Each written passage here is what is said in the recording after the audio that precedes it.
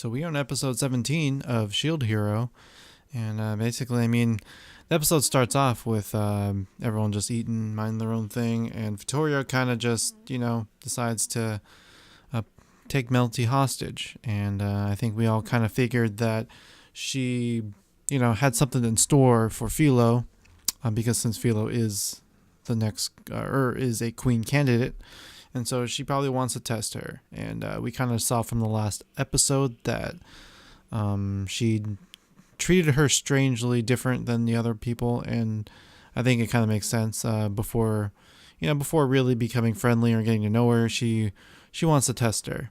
And it turns out it's going to be combat where they just fight in their humanoid forms.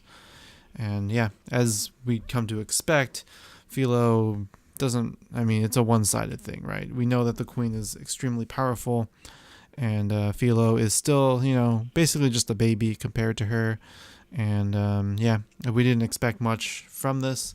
I think Fitoria wanted to see whether or not Filo had the resolve, had the willpower to keep fighting even though she's getting beat up, and to know that Filo has a vision, has a goal for who she's fighting for, and what she actually wants.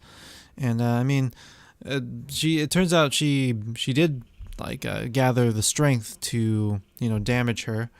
She managed to scratch her with a special magic attack that maybe is probably new. I don't know if I don't think I've seen it before. Maybe we have. I just forgot. But yeah, and she passes the test. Unsurprisingly. With the combination of power of friendship and love and everything like that.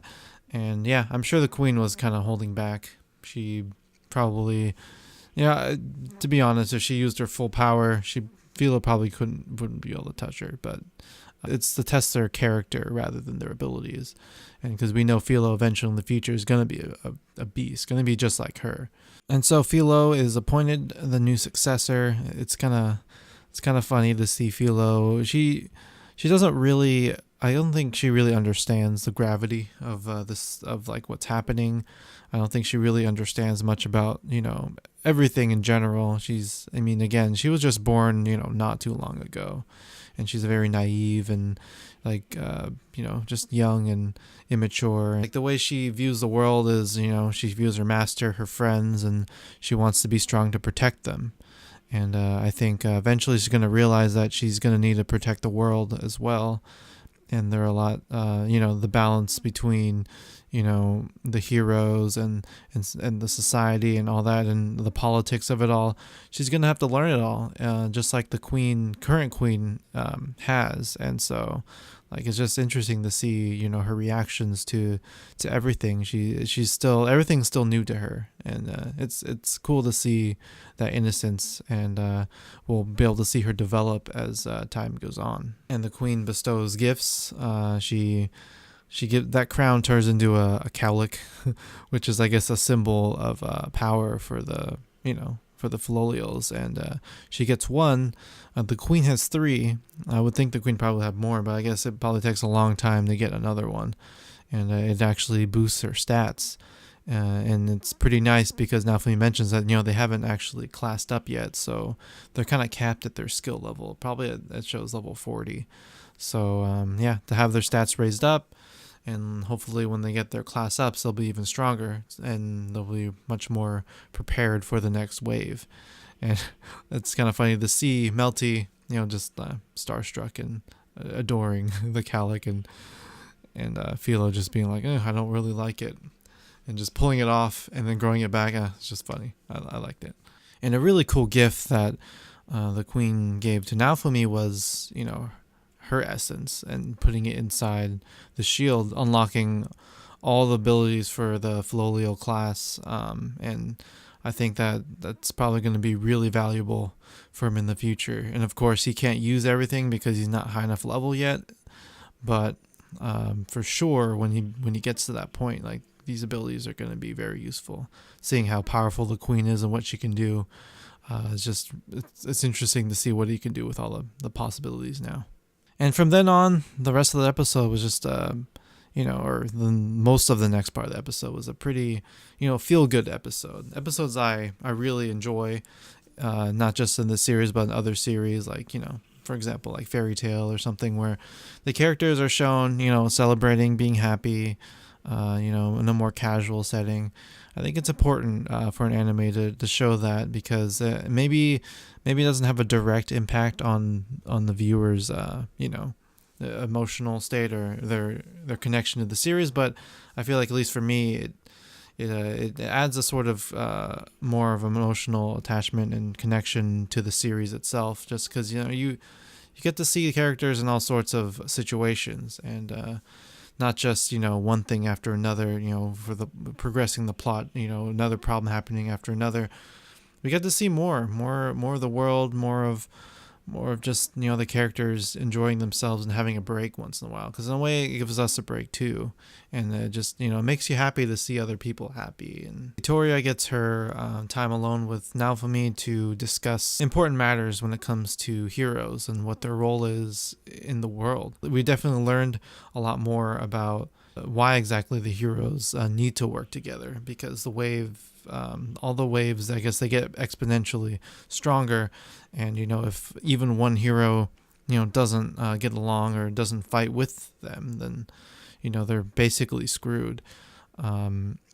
And she mentions something interesting when it comes to even after the waves are over, or maybe after they've conquered a lot of them, is that the heroes will eventually have to make a choice, either to fight for the world or fight for the people.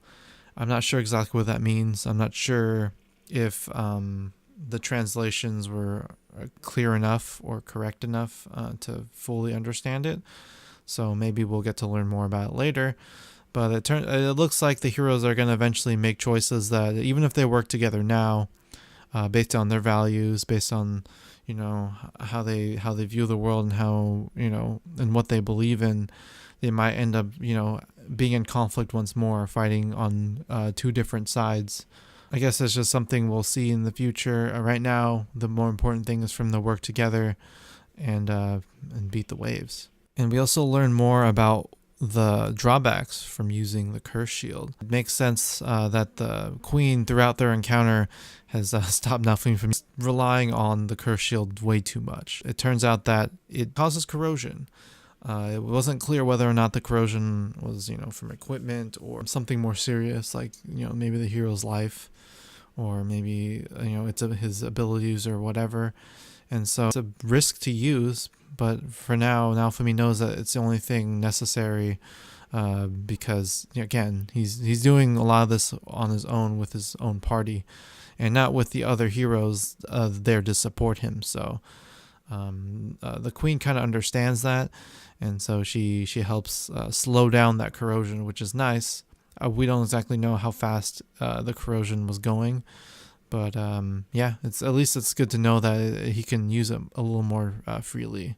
And we also at the end of the episode gonna get a cliffhanger for the progress that the bow and the sword hero have found using the library of the hidden library of the church.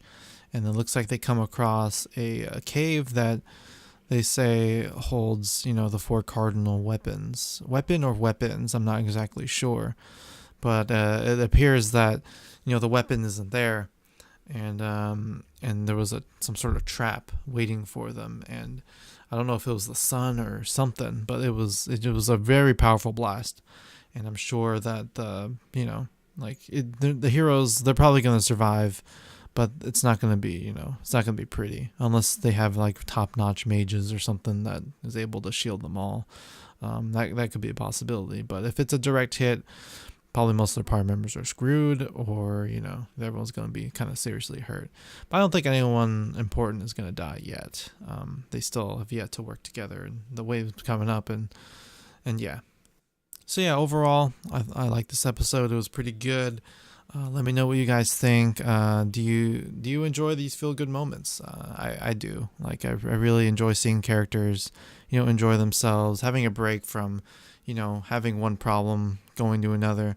How do you think the talks are going to go? Fitoria is going to drop them off, and hopefully the shield hero will try to talk things over with the other heroes, with the king and all that, and try to resolve the situation, because we know that Fitoria, she's a very good, good-hearted queen, and I mean, at one point she was probably like Filo, and just through the years of living, for centuries and long enough, and knowing, how important the heroes are to the world, she probably, would not hesitate to kill, the other heroes to save, the world.